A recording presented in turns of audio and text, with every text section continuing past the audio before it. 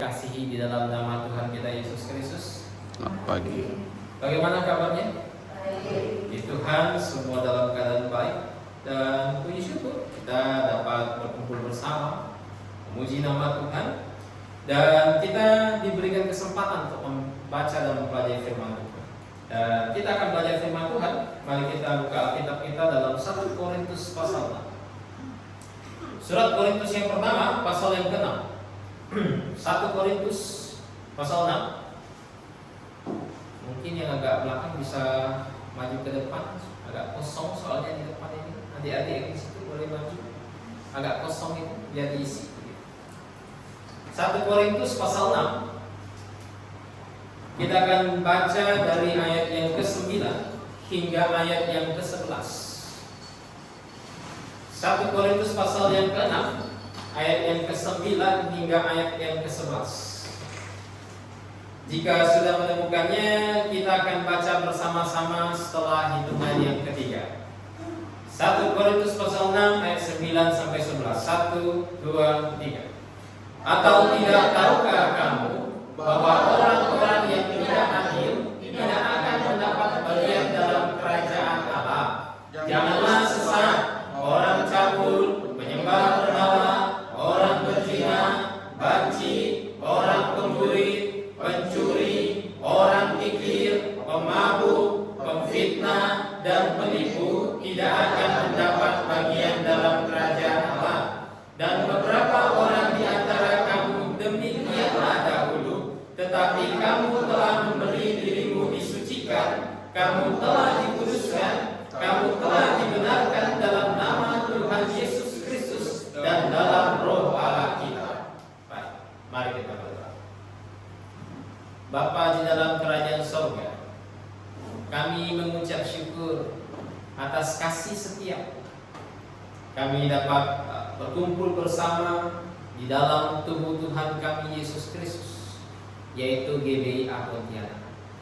Kami mengucap syukur kami di tempat ini dapat memuji nama-Mu dan dapat belajar firman. Bapa, kiranya Engkau memberikan kami hikmat pada hari ini, agar sekiranya kami dapat memahami firman yang baru kami baca. Kiranya kami dapat menerapkan apa yang kami baca ke dalam hidup kami, sehingga kami menjadi orang-orang kudus yang semakin dewasa di dalam Tuhan kami Yesus Kristus. Terima kasih Bapa. Berkati juga hamba-Mu yang menyampaikan firman-Mu, kiranya dapat mengajar dengan baik. Kiranya apa yang keluar dari mulut hamba-Mu adalah kebenaran dan bukan kesesatan. Terima kasih Bapa. Hanya di dalam nama Tuhan kami Yesus Kristus kami sudah berdoa dan mengucap syukur. Amin. Saya rasa salah satu penghiburan di tengah-tengah hidup di dunia yang berat ini, salah satu penghiburan mungkin adalah ketika kita mendapatkan kabar baik. Hidup di dunia itu berat minta ampun, sangat berat. Ada banyak masalah, mungkin silih berganti mendatangi kita. Ada banyak pencobaan, mungkin yang silih berganti menyerang kita. Mungkin di dunia yang berat ini kita hidup bersama dengan orang-orang yang kita kasih, tetapi satu persatu mungkin meninggalkan kita. Mungkin ada yang dipanggil Tuhan lebih dulu, atau bagaimana? Hidup di dunia ini hidup penuh dengan penderitaan. Namun hidup di tengah-tengah penderitaan tetap ada yang namanya sukacita. Ada sesuatu yang dapat membuat kita bergembira. Ada sesuatu yang dapat membuat seseorang itu sedikit melupakan beban hidupnya. Nah, saya katakan mungkin salah satu yang buat kita dapat bertahan di dunia ini adalah kabar gembira. Nah saudara, 1 Korintus pasal yang barusan kita baca, Paulus sengaja meletakkan kabar gembira ini di pertengahan dari surat Korintus. Dalam jantung surat Korintus dia letakkan kabar gembira ini. Satu kabar yang ketika orang Korintus membaca teringat kembali akan betapa besarnya kasih karunia Tuhan terhadap diri mereka. membuat mereka mengingat itu kembali, dan membuat mereka tertegur. Mereka mesti hidup seperti yang Tuhan mau, tidak seperti yang di ayat-ayat sebelumnya. Karena di ayat sebelumnya Paulus menegur mereka banyak persoalan, mulai dari perpecahan dalam gereja Korintus, mulai dari usaha sebagian jemaat yang mungkin membawa sesama jemaat menghadap ke pengadilan umum. Dan di ayat berikutnya, persoalan jemaat tentang percabulan dan lain sebagainya. Oh, jemaat mungkin tertegur, kita seharusnya tidak boleh hidup seperti itu. Kita sudah mendapatkan kasih karunia Tuhan. Bisa jadi jemaat Korintus tertegur. Untuk mereka yang mungkin belum menerima kabar gembira tersebut, Paulus letakkan di tengah-tengah sini untuk memberitahukan kepada mereka ada satu kabar baik yang Tuhan ingin mereka dengar. Yang Tuhan ingin agar semua orang fasik, agar semua orang berdosa di muka bumi ini bisa dengar kabar baik tersebut. Dan kabar baik itu merupakan kabar baik yang tidak dapat dibandingkan dengan apapun. Nah, ini mau kita pelajari hari ini. Saya beri judul khotbah saya pagi hari ini, pentingnya berita keselamatan bagi orang fasik. Pentingnya berita keselamatan bagi orang fasik. Nah, saudara, ada banyak hal yang bisa kita pelajari dalam 3 ayat yang singkat ini. Ada banyak. Hal pertama yang ingin saya ajak kita pelajari, coba kita lihat di 1 Korintus pasal ke-6 ayat 9. Atau tidak tahukah kamu bahwa orang-orang yang tidak adil tidak akan mendapat bagian dalam kerajaan Allah? Janganlah sesat, orang cabul, penyembah berhala, orang berzina, banci, orang pemburit, dan lain sebagainya. Nanti di ayat 10. Nah, saudara, hal pertama yang ingin saya ajak kita pelajari adalah apa kabar gembira tersebut? Apa kabar gembira tersebut? Itu mesti orang paham. Tanpa memahami kabar gembira tersebut, tanpa memahami berita baik tersebut, ya orang-orang tidak akan pernah dapat melewati dunia ini mungkin dengan satu pengharapan besar di dalam Tuhan. Ya, saudara, apa kabar gembira tersebut? Paulus katakan dengan tegas ayat 9, dikatakan bahwa ada yang namanya kerajaan Allah. Ada yang namanya kerajaan Allah. Nah, saudara, kalau ada yang namanya kerajaan Allah, berarti kabar gembiranya adalah semua manusia bisa punya potensi untuk untuk masuk ke dalam kerajaan tersebut. Kan begitu. Karena ada yang namanya kerajaan Allah, maka manusia punya kemungkinan untuk bisa masuk ke dalam kerajaan tersebut. Ini kabar gembiranya. Dunia tidak ditinggalkan hanya dalam keadaan yang penuh dengan kegelapan. Tidak. Tuhan ingin dunia mendapatkan satu terang yang sangat besar. Tuhan mau dunia yang gelap ini tidak selamanya gelap. Tuhan mau muncul terang di dunia yang gelap ini. Ya, seperti ketika Tuhan pertama kali menciptakan dunia. Tuhan tidak mau segalanya hanya dalam keadaan gelap. Tuhan ingin muncul terang. Tuhan panggil, berfirman, muncullah terang. Nah, saudara, Tuhan katakan ada yang namanya kerajaan Allah. Tetapi saudara, yang menjadi persoalan, bagaimana cara bisa masuk ke dalam kerajaan tersebut? Tuhan umumkan kerajaannya ada, tapi bagaimana cara masuknya? Kalau kita lihat lanjutan ayat 9 dan 10, Paulus mendaftarkan daftar orang yang tak bisa masuk ke dalam kerajaan tersebut. Di situ ada, kalau kita ada orang cabul, ada penyembah berhala, ada pezina, banci, pemburi, pencuri, kikir, pemabuk, dan lain sebagainya. Begitu. Dan lain sebagainya, itu lengkap didaftarkan oleh Paulus, begitu. Lengkap didaftarkan oleh Paulus. Nah, mereka ini Paulus katakan tidak bisa masuk ke dalam kerajaan tersebut. bermasalah kalau begitu. Oh Pak, saya ini bukan orang cabul, saya bukan pemurid, tapi saya penipu. Nggak bisa masuk ke dalam kerajaan tersebut. Tidak bisa, saudara. Oh Pak, saya nggak pernah ngebunuh orang, boleh dong saya masuk ke dalam kerajaan tersebut. Tapi kamu pernah berbohong, oh nggak bisa masuk ke dalam kerajaan tersebut. Ini persoalannya. Tuhan katakan ada kerajaannya, tapi bagaimana cara masuk ke dalam kerajaan tersebut? Kalau kita lihat dalam Yohanes pasal 3, dalam Yohanes pasal 3, hal yang sama Tuhan percakapkan dengan Nikodemus. Yohanes pasal 3. Coba kita lihat di Yohanes pasal 3 ayat ketiga. Dikatakan begini, Yesus menjawab, katanya, Aku berkata kepadamu, sesungguhnya jika seorang tidak dilahirkan kembali, ia tidak dapat melihat kerajaan Allah. Perkataan tegas dari Tuhan kita Yesus Kristus. Kalau seseorang tidak dilahirkan kembali, ia tidak bisa melihat kerajaan Allah. Makanya Paulus daftarkan berbagai jenis dosa, dan itu hanya sebagian contoh dari dosa yang muncul di dunia ini. Tidak bisa masuk ke dalam kerajaan Allah. Kenapa? Karena mereka tidak dilahirkan kembali. Mereka tidak pernah merasakan yang namanya kelahiran kembali. Nah saudara, apa maksud dilahirkan kembali? Kan begitu. Apa maksudnya?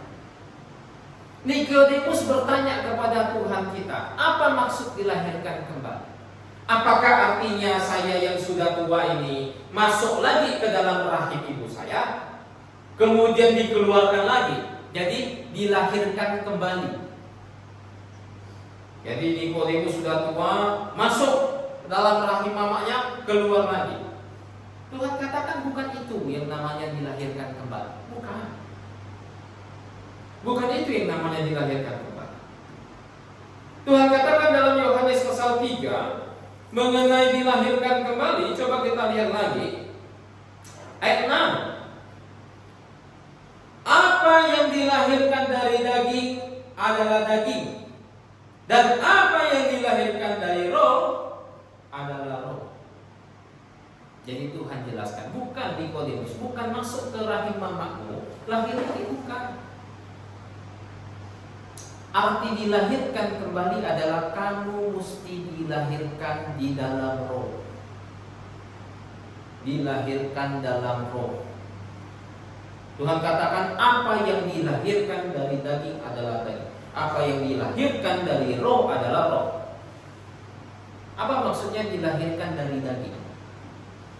Ya maksudnya kita ini, semua kita kan sudah pernah ngerasa dilahirkan kan?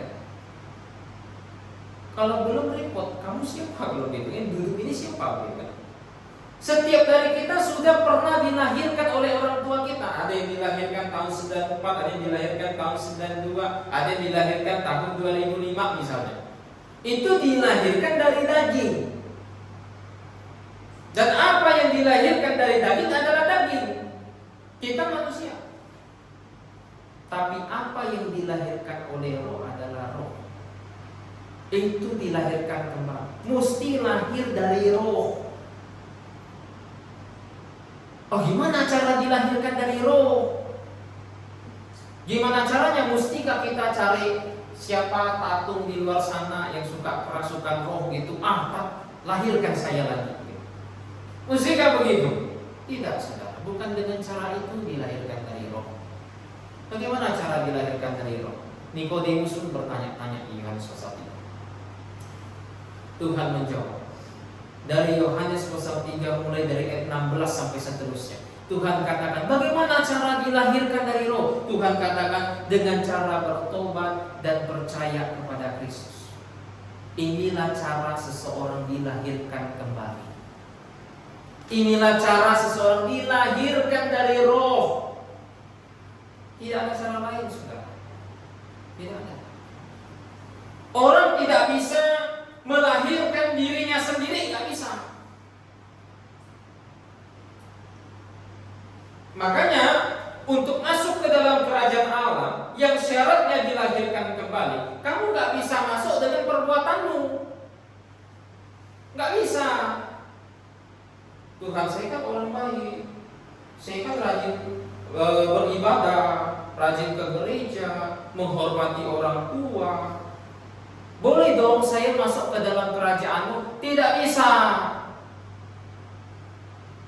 Karena dalam hidup kita nggak pernah melihat bayi melahirkan dirinya sendiri. Bayi pasti dilahirkan sama siapa?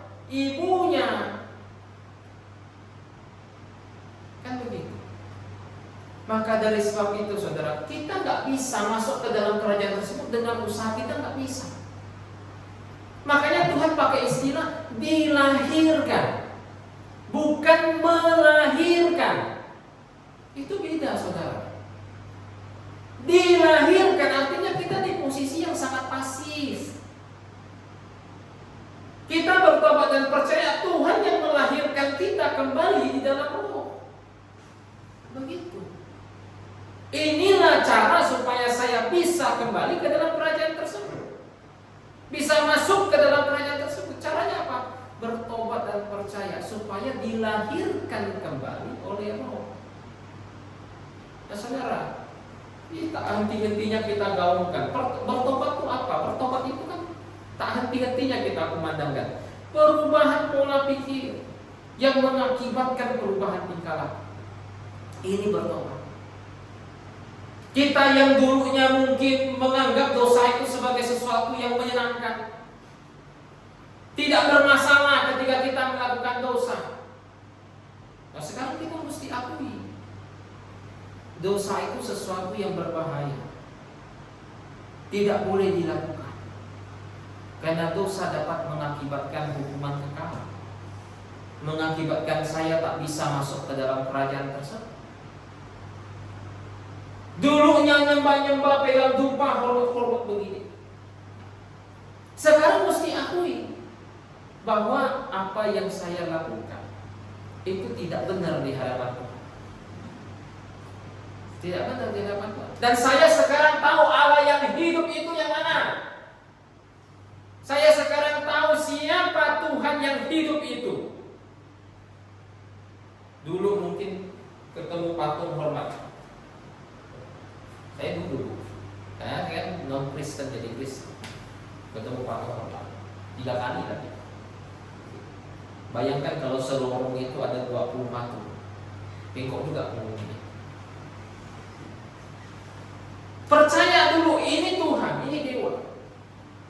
Tapi ketika saya menerima kabar baik tersebut,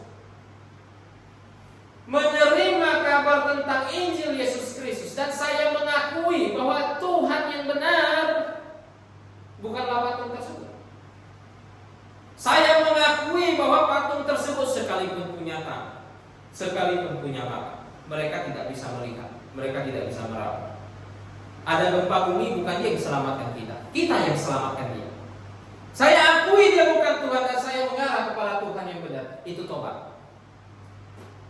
Itu namanya bertobat. Nah, saudara, untuk masuk ke dalam kerajaan tersebut mesti tobat. Setelah tobat apa? Mesti percaya. Percaya kepada siapa? Bukan lagi percaya kepada dewa tertentu, bukan lagi percaya kepada Tuhan tertentu yang mengaku dirinya sebagai Tuhan, tapi percaya kepada Yesus Kristus. Dialah satu-satunya Tuhan, dialah satu-satunya Allah itu. Percaya apa yang Ia kerjakan di atas kayu salib, menanggung dosa seisi dunia. Bukan hanya dosa saya, tetapi dosa Anda juga. Percaya kepada Dia. Inilah yang namanya percaya kepada Kristus, saudara. Ini mesti dipahami oleh semua orang untuk kembali ke dalam kerajaan tersebut atau untuk diselamatkan. Ini mesti dipahami. Nah, saudara, kekristenan itu beda dengan banyak agama di luar kekristenan.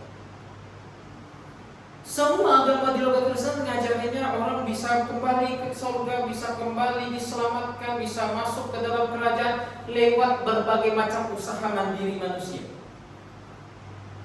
Entah lewat nyumbang lah, apalagi Imlek nih kan, kesempatan buat baik, open house.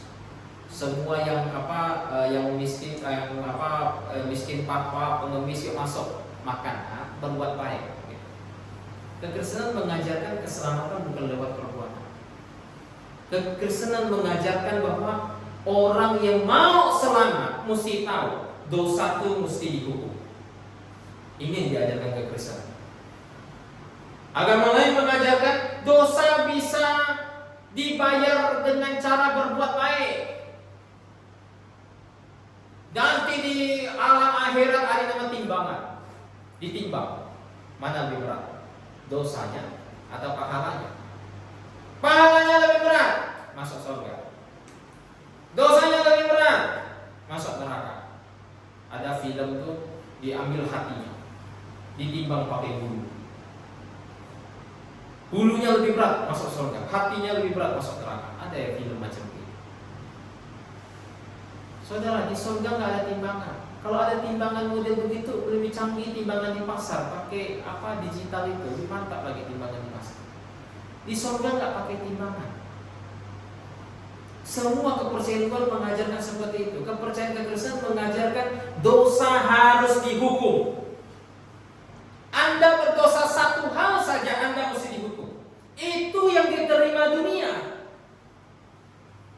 Saudara, Anda pergi ke negara manapun, nggak usah ke negara manapun, di kota manapun saja di Indonesia, adakah orang buat dosa disuruh, ya sudah kamu buat salah nggak apa-apa, kamu nyumbang ya sekarang ya, kamu nyumbang sebanyak-banyaknya, nanti kita timbang, kita lihat, oh ternyata sumbanganmu sangat banyak, ya sudah kamu nggak jadi dihukum di penjara.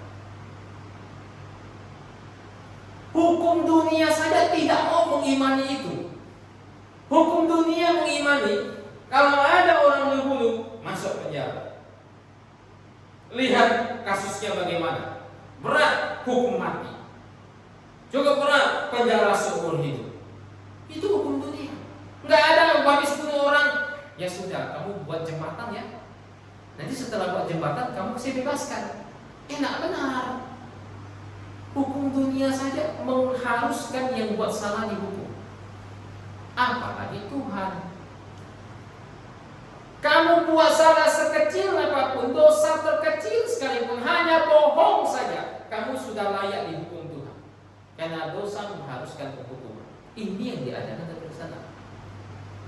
Makanya kekristenan mengajarkan keselamatan itu bukan datang dari manusia. Bukan datang dari manusia. Saya walaupun sayang sama semua di tempat ini, nggak bisa saya, oh yaudah kamu berdosa ya, saya bantu kamu supaya kamu masuk surga ya. Nggak bisa, saudara. Pemazmur berkata apa? Harga tebusan jiwa manusia sangat mahal. Bahkan manusia pun tak akan bisa bayar. Harga tebusan jiwanya sangat mahal, saudara. Sangat-sangat mahal. Makanya kekristenan ajarkan bukan manusia yang menyelamatkan dirinya, bukan. Tetapi Tuhan yang menyelamatkan kita. Hanya Dia yang bisa membayar harga tebusan tersebut. Lewat apa? Mendatangkan Yesus Kristus ke dalam dunia untuk menerima penghukuman yang harusnya kita terima. Ini yang diajarkan kekristenan. Dosa tetap harus dihukum, tetapi hukuman tersebut diambil alih oleh Yesus Kristus. Ini yang diajarkan kekristenan. Makanya semua yang bertobat dan percaya kepada Kristus, Tuhan katakan masuk ke dalam kerajaan Allah, dapat melihat kerajaan Allah. Karena hukuman yang harusnya dia tanggung telah ditanggung oleh Yesus Kristus, telah dibayar lunas oleh Yesus Kristus. Ini yang diajarkan oleh kekristenan.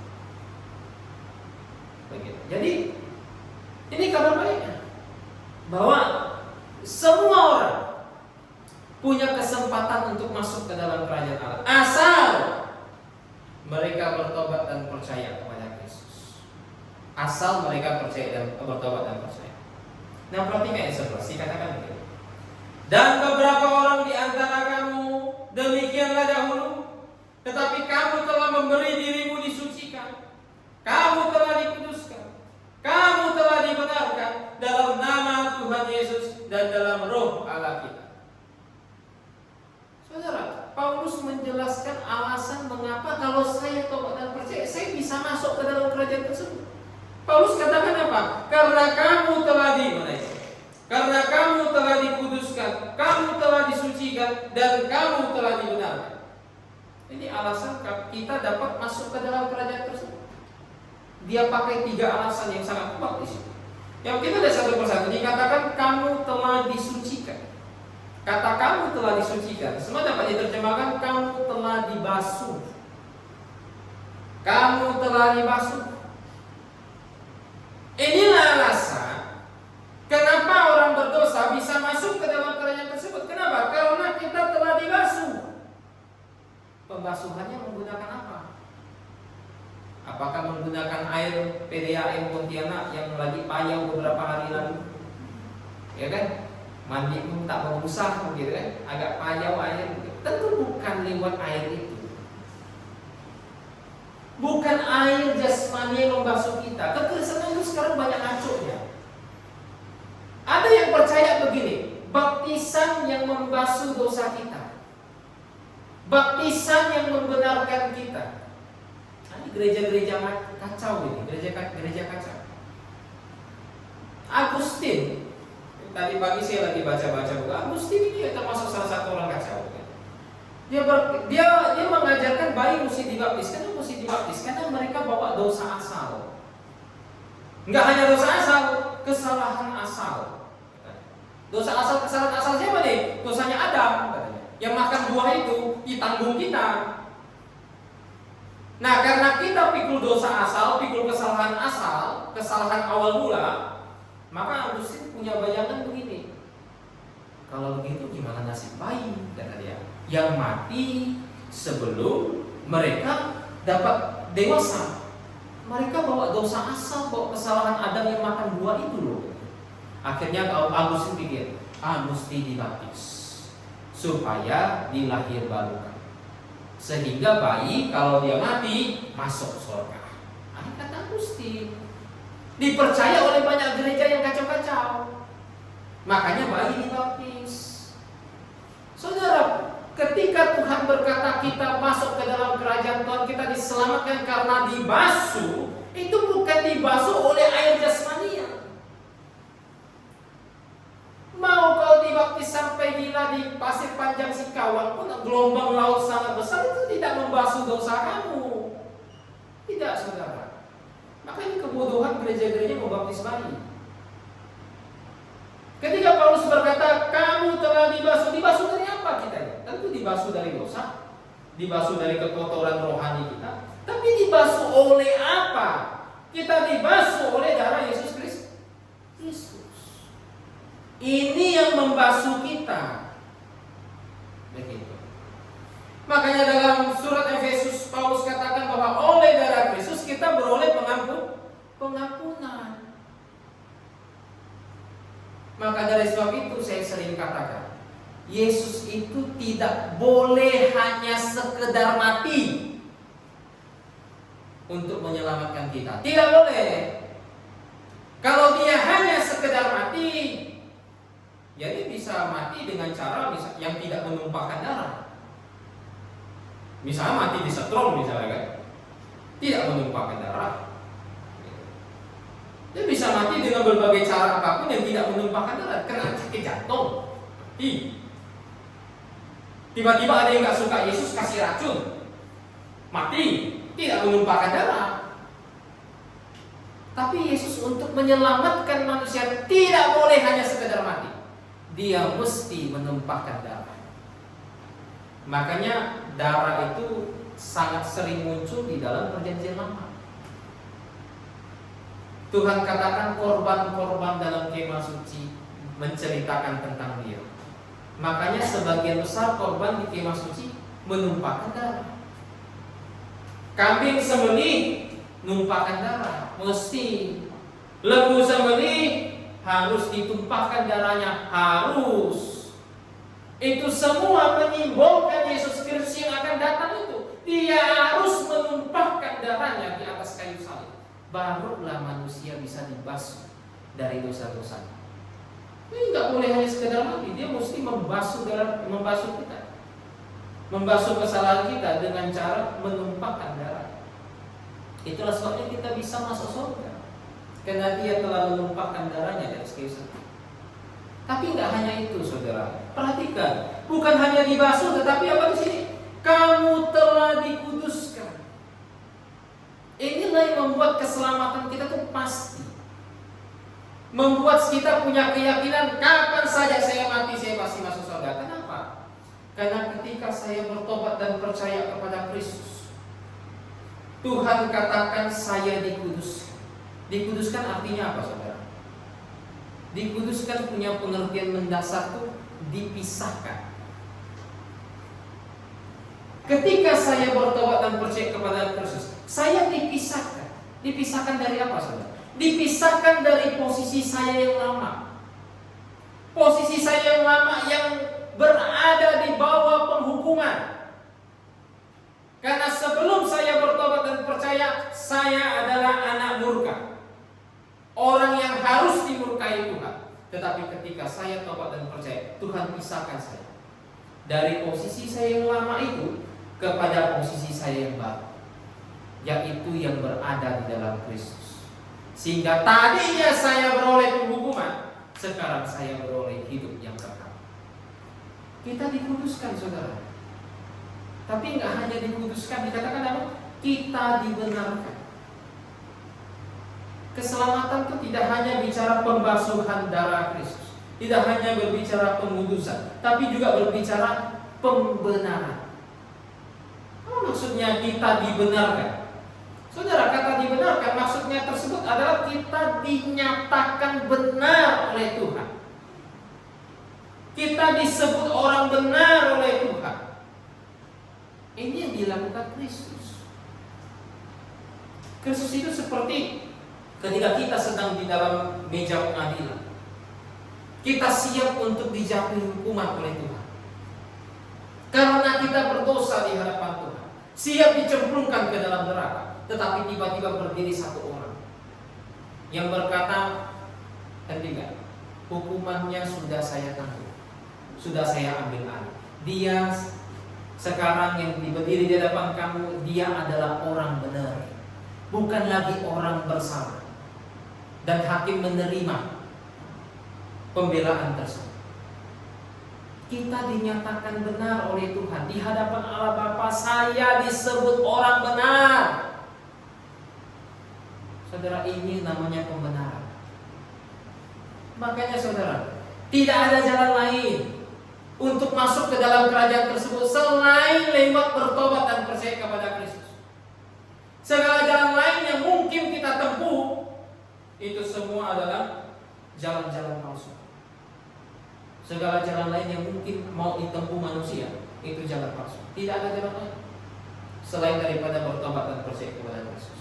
Itu yang pertama. Hal yang kedua, ini karena waktu jadi kita mesti cepat. Tadi kita sudah lihat mengenai berita baik tersebut. Isi berita baiknya sudah kita lihat. Nah sekarang hal kedua yang mau kita pelajari, mengapa Paulus perlu mengingatkan jemaat Korintus tentang perkara ini? Kenapa? Untuk apa ingatkan mereka? Mereka kan sudah lahir baru semua. Jemaat sudah bertobat dan percaya pada Yesus semua. Kenapa perlu diingatkan lagi? Kita lihat ayat ke-9. Perhatikan. Kalau di dalam Lembaga Alkitab Indonesia setelah paragraf pertama, di situ ada kata apa? Janganlah sesat. Janganlah sesat. Kenapa Paulus ingin mengingatkan mereka lagi untuk soal satu ini? Paulus tidak ingin mereka itu menjadi sesat. Apa maksud menjadi sesat, saudara? Nah, ini perkara yang sangat penting, bahkan penting untuk direnungkan semua orang yang mengaku sudah tobat dan percaya kepada Kristus. Apa itu? untuk menguji diri sendiri. Apakah kita sungguh orang yang sudah diselamatkan atau belum? Menguji diri sendiri. Apakah kita sungguh orang yang sudah dilahir barukan atau belum? Saudara, manusia itu cenderung mudah tertipu. Mudah tertipu. Saya punya kenalan kena tipu orang tahun kapan itu? Saya lupa berapa ya, belasan juta sih, belas sampai puluhan, 20 juta. Nggak bosan dia kena tipu, sekarang kena tipu lagi gitu. 40-an juta. Agak hobi ternyata dia kena tipu. Tapi saudara, manusia itu cenderung kena tipu. Tapi saudara, kena tipu yang masalah itu berat. Apalagi bukan uang sendiri kan gitu kan. Tapi yang paling berat itu apa saudara?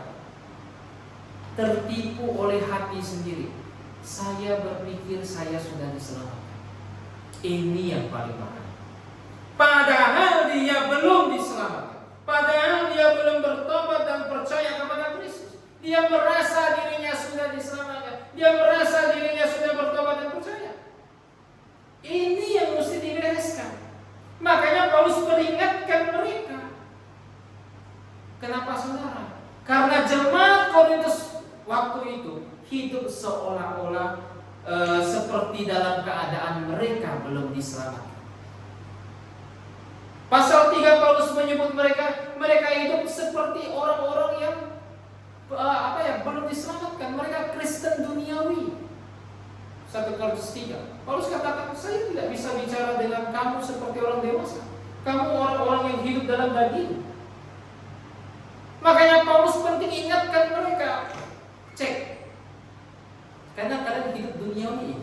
Cek. Apakah sungguh lahir baru atau tidak? Karena saudara begini. Saya pribadi tidak bisa menentukan orang dalam ruangan ini sungguh lahir baru atau tidak. Jujur saja. Karena kelahiran baru itu hanya dapat diketahui Tuhan sama dia sendiri. Begitu. Memang betul kelahiran baru mengakibatkan perubahan drastis dalam hidup dia. Makanya Paulus katakan di ayat 11 itu, dan beberapa orang di antara kamu demikianlah dahulu katanya. Jadi jemaat Korintus ada yang homoseksual waktu itu, ada pemburit di situ, ada banci di situ. Ternyata ada yang homo tapi diselamatkan. Kata Paulus, kalian demikian dahulu. Kata dahulu itu dalam bentuk imperfect. Dalam bahasa Yunani menekankan satu kejadian di masa lampau yang terjadi terus-menerus di masa lampau. Memang mereka hidup seperti itu dahulu, tetapi sekarang tidak. Memang betul kelahiran baru mengakibatkan perubahan drastis. Betul kalau kita dapat melihat ada orang mengaku tobat dan percaya hari ini. Tadinya pemabuk, tapi besok tetap pemabuk. Wah, ini sih kemungkinan besar gak lahir baru ini. Tidak ada perubahan drastis dalam hidup. Betul. Tapi saudara, yang jadi perkara itu begini. Orang yang sudah lahir baru bukan berarti mereka menjadi manusia yang punya imunitas tinggi terhadap dosa. Ibarat sudah kena vaksin, segala bentuk jenis dosa tak bisa menghinggap pada dirinya. Enggak ada yang macam begitu. Ini yang jadi masalah. Maka saya katakan, saya pribadi tidak bisa menentukan orang itu lahir baru atau tidak. Tidak bisa. Karena orang yang lahir baru masih bisa jatuh ke dalam dosa. Masih bisa. Bahkan masih bisa jatuh ke dalam berbagai jenis dosa yang mungkin Anda bayangkan dan yang mungkin tidak Anda bayangkan. Bisa. Dia lahir baru, tapi tiba-tiba mencuri, jatuh dalam dosa mencuri. Bisa saja. Lahir baru bertobat dan percaya, tapi suatu waktu dalam hidupnya dengan penuh amarah, dia akhirnya membunuh sesamanya. Bisa tidak? Bisa saja. Dalam satu hidupnya di masa depan dia berzina. Bisa tidak? Bisa. Bahkan kepada jemaat Yerusalem yang terserak, Yakobus tulis dalam Yakobus pasal 4, hai kalian para pezina, baik yang laki-laki maupun wanita. Itu jemaat Yerusalem yang terserak. Begitu. Bahkan ada yang membunuh di antara mereka. Bisa saja. Ini yang jadi titik persoalan. Tak ada yang tahu. Saya tidak bisa tahu si anu sungguh lahir dalam apa. Cuma dia dan Tuhan yang tahu. Makanya Tuhan mau apa? Mengecek hati. Memerintahkan kita untuk menguji hati kita. Apakah kita sungguh sudah diselamatkan atau belum? Apakah kita sungguh sudah pernah dibasuh oleh darah Kristus atau belum? Jika belum dan merasa sudah, ini bahaya, dia binasa dalam neraka. Karena dia belum, hanya merasa sudah. Ini yang bahaya. Makanya Tuhan mau lewat Paulus mengingatkan mereka untuk mengecek kembali agar jangan sampai mereka tertipu. Jangan sampai mereka merasa sudah diselamatkan padahal belum. Begitu. Kita semua bisa cek hati kita. Bisa mengecek adakah satu perubahan hidup yang nyata ketika saya bertobat dan percaya kepada Kristus. Adakah satu perubahan hasrat yang tadinya tak suka firman Tuhan sekarang senang sekali. Adakah itu? Adakah satu rasa yang di dalam hati kita ketika saya jatuh, saya sadar saya bersalah dan saya tidak menyukai itu? Adakah tidak? Itu semuanya bisa dijawab oleh diri masing-masing.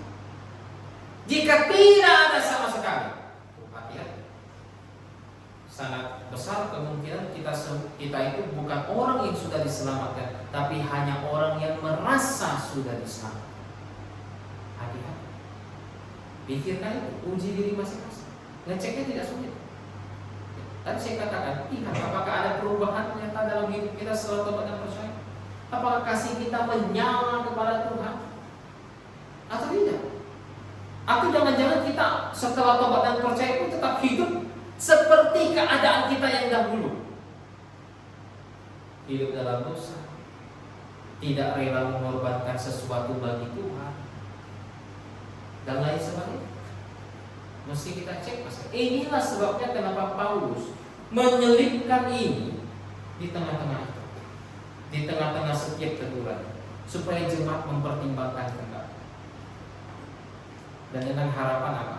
Ketika mereka sadar mereka orang yang sudah sungguh lahir baru, mereka meninggalkan gaya hidup duniawi mereka. Mereka meninggalkan segala bentuk kesombongan pada diri mereka yang mengakibatkan perpecahan pada gereja Korintus. Mereka meninggalkan semua sikap keangkuhan mereka. Ini harapan. Sama dengan kita. Merenungkan keselamatan kita itu perkara yang penting. Untuk membuat kita, oh Tuhan, saya telah jalan agak jauh, saya ingin balik lagi. Saya ingat kasih saya yang dulu, yang mula-mula ketika saya bertobat, yang menyala hebat. Dan sekarang saya sadar mulai padam, saya mesti balik lagi. Ini yang Tuhan mau ketika kita merenungkan kembali apakah kita sudah diselamatkan atau. Nah saudara, semua masih banyak hal yang mau saya bicarakan, cuma karena waktu. Kita melihat dua hal penting saja hari. Kita melihat ada kabar gembira bagi semua orang fasik. Ada kabar gembira mengenai keselamatan asal mereka tobat dan percaya kepada Kristus. Dan kita melihat alasan kenapa Paulus perlu ingatkan ini lagi pada jemaat, supaya mereka jangan sesat, jangan merasa diri sudah diselamatkan padahal belum. Pikirkan itu baik-baik. Bagi siapapun yang di ruangannya yang belum diselamatkan, panggilan Injil terus dikumandangkan. Segeralah bertobat dan percaya pada Kristus. Karena kita tidak tahu selepas ini apakah Tuhan datang kembali atau kita yang duluan datang kepada Tuhan. Kita tidak tahu. Segera selama masih ada waktu. Kita tutup jalannya kebaktian. Minta saudara Yuri tutup dalam doa. Dipersilakan.